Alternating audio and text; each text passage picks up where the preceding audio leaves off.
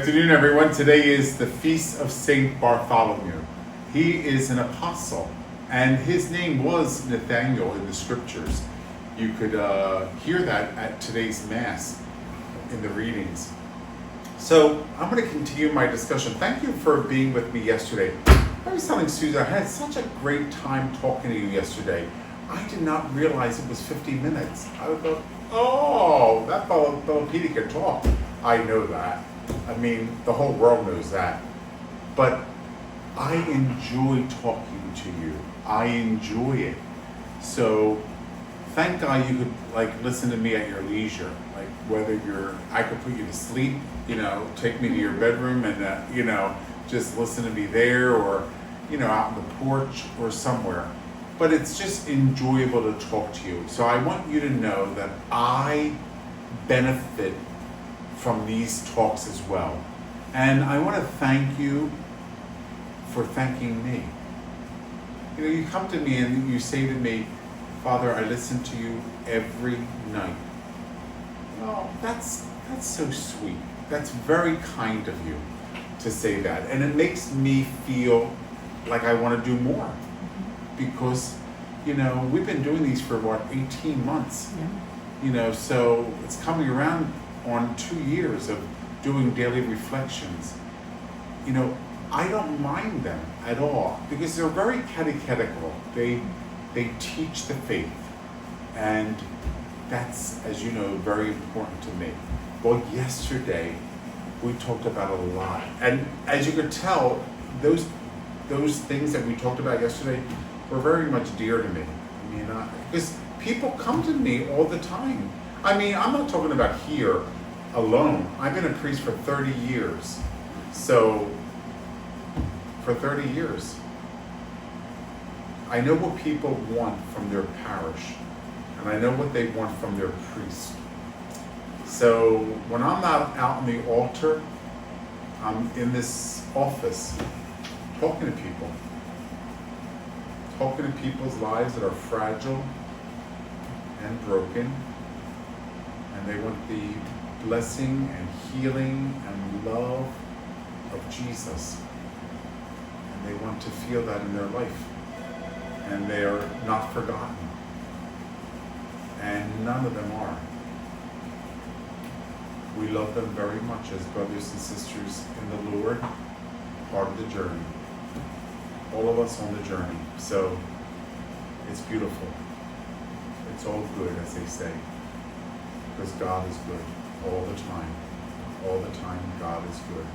And if we could just participate in His goodness, His love, and His mercy, then we are the people that He has really, truly chosen for this work. Because we are good. He made us that way. He doesn't make junk. We are good because of God. We always need to be maybe cleaned up a little bit and brushed off because life beats us up. Life beats us up. And we need to get cleaned up and fixed up. And I always say confession is a triage. Some of us need to have immediate attention. Some need to have follow-up visits in the office. That's all important. So you're welcomed, everybody. You're welcomed here. You're welcomed in our parish. You're welcomed in any celebration of the sacraments to really bask in God's mercy and love. So, I want to continue on the sacrament of marriage and also just to touch briefly on the divine institution. Of course, the divine institution of marriage, whether it's non-sacramental or sacramental. How's that? So the umbrella is the divine institution. Marriage as the divine institution. And that happens whether it is non-sacramental or sacramental. And we talked about this yesterday because I talked about when would a marriage be valid but non-sacramental. Well, when a person is marrying a non-baptized person, because the two become one. The two become one. And it's important to understand the whole progress of entering into the union. And I want to talk to you about all of that. And I want to take it in bits and pieces because I don't want to forget anything and I don't want you not to know. So it's a divine institution. Every marriage counts. Every marriage counts. Remember I told you yesterday, people come into my office and say, well, I didn't get married by a priest. I need to know. I need to know who married you. Well, it was this drive-by thing in Vegas, and we just did it because we were drunk. Okay. I just need to know. I just need to know. I need to know every union, whether you consider it valid or invalid, it's still a union. It still took place. Whether you considered it with a priest or not with a priest. Listen, there are some marriages that we're going to talk about that are valid that a priest does not do. I know, I'm going to wrap your head around all these things. You know, when someone gets a dispensation of canonical form, I don't have to be there. Because you're getting a dispensation of the form of marriage to be done by a non-Catholic priest in a non-Catholic ecclesial community. For instance,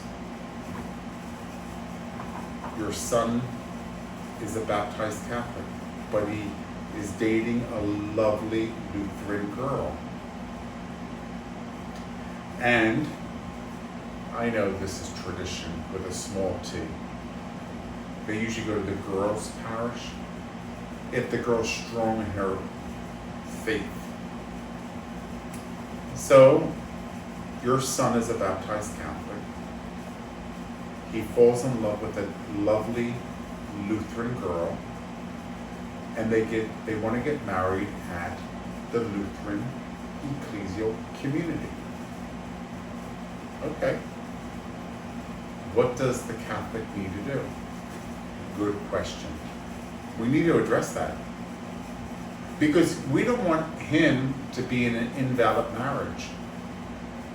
So can you get married in a Lutheran ecclesial community and still have that to be a valid marriage? The answer is yes. The Catholic would need to come to the parish office center and explain it to the priest.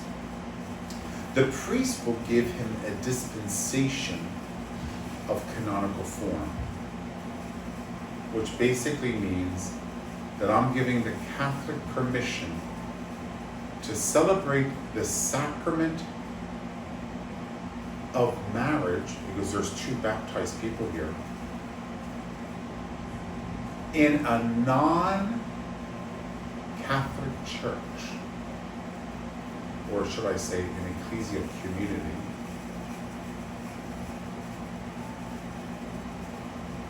to make it valid.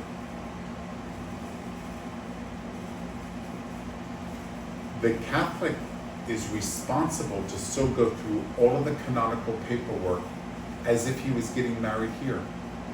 So Susan, if Justin or Chris fell in love with a nice Lutheran girl or a Methodist girl, and they were very involved in their ecclesial community, very involved, and they really want the marriage to be there, don't worry, don't be upset. So just tell Chris or Justin to come to the parish office center. Make an appointment with my secretary, Sandy Ozinski, and then we'll talk. And then I'll do all the paperwork. I'll ask them for the same things I asked as if they were getting married here. And they will need to go to pre-Cana as if they were getting married here. Then I will fill out a dispensation for the marriage to take place in a non-Catholic setting. Valid. Perfectly fine. Chris and or Justin can also then, that following Sunday when they go back to Mass, can receive Holy Communion. Now, if they did not do that, when they went back to Catholic Church the following weekend, they couldn't receive communion because they would be in an invalid marriage that's not recognized by the Catholic Church. This is a biggie that many people need to know. I'm going to repeat this once again, and then we're going to break, because I'm going to give you a break, because this is heavy. If your son or daughter, a baptized Catholic, falls in love with a nice Christian, remember this is Christian, nice Lutheran girl, nice Lutheran boy, Methodist girl, and they want to be married in their ecclesial community. Don't worry. They can. But they have to see the parish priest, because we have to do everything as if it was happening here. I have to fill out, do the questionnaires, ask for all the certificates, the same thing as if it was happening in a Catholic church. Pre-Cana, yes, same thing. And then I would write for your son or daughter a dispensation of canonical form, which means that the Catholic Church is giving the Catholic permission, dispensing them. Just like, you know how we had a dispensation from going to Sunday Mass during the pandemic? Okay, dispensation is that the norm is not going to be followed, and permission for breaking that is given. So for instance, the Archbishop gives us a dispensation. Because of the health pandemic, you're not obligated to attend Mass on Sunday, the Lord's Day. This recently, August 15th, he lifted the dispensation and said, okay, now that does not, it's over now. You have to be going to Mass. Well, okay, now we're talking about marriage. Does the church give a dispensation for a situation like this? The answer is yes. Yes. You fall in love with a Lutheran girl. They're active in their ecclesial community. And the girl always wanted, since she was this big, to walk up that aisle in her Lutheran ecclesial community. I want to do this. And then the Catholic boy is like, what do I do? Obviously the Catholic mom says, not a problem. Go see Father. Go see Father.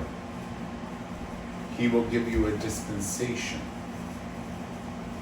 which means a permission to have the marriage done at the Lutheran ecclesial community.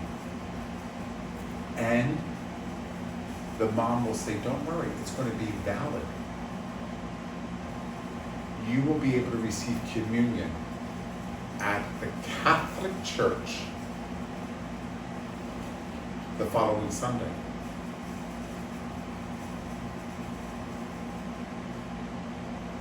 Now, if this ecclesial community gives communion,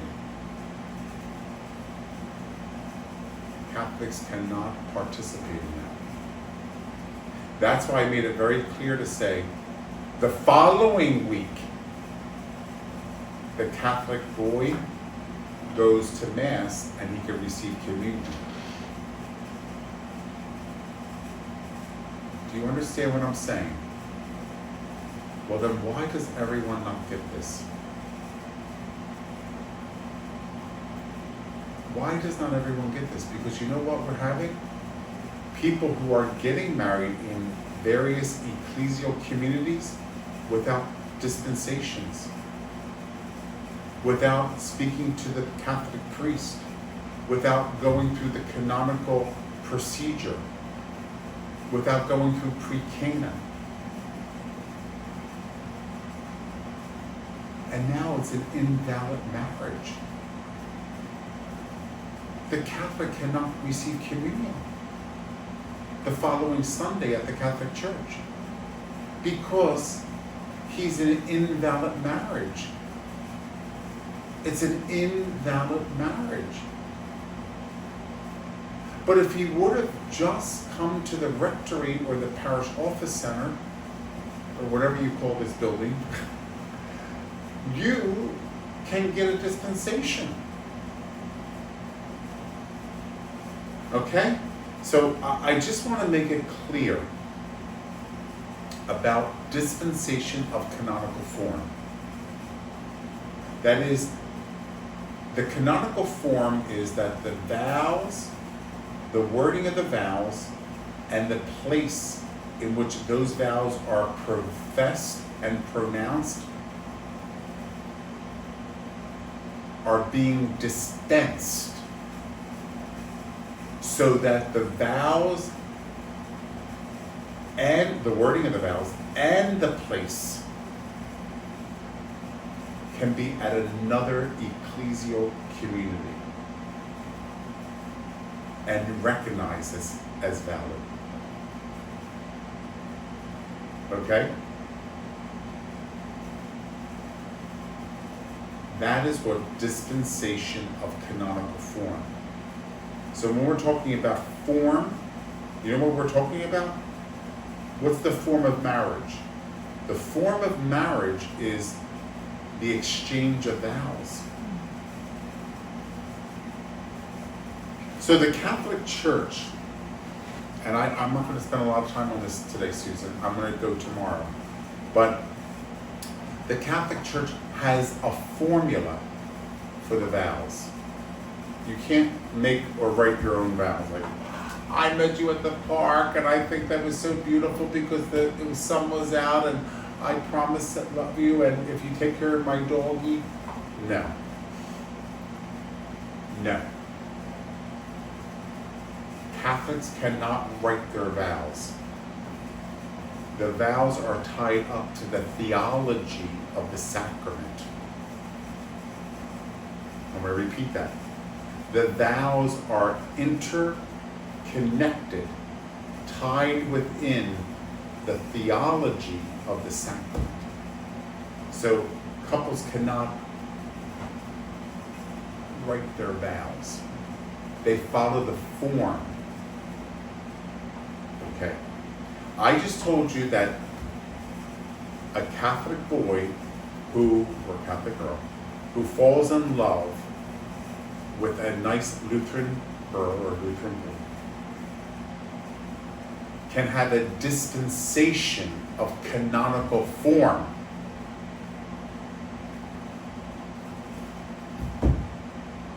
That's right, they can. And they go to the Lutheran ecclesial community, follow the form there and the place there, and we will dispense you. And recognize it as valid.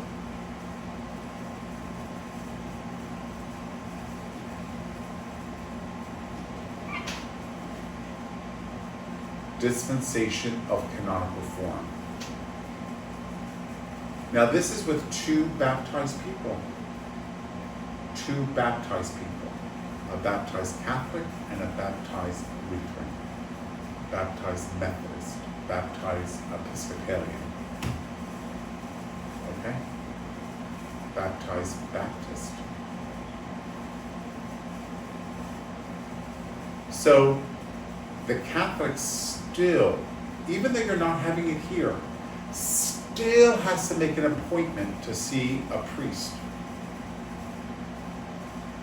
Go through the canonical procedure. Attend pre-canon. And then a dispensation will be written. The Archbishop will sign it, because I can't give you the dispensation. The Archbishop of Philadelphia has to.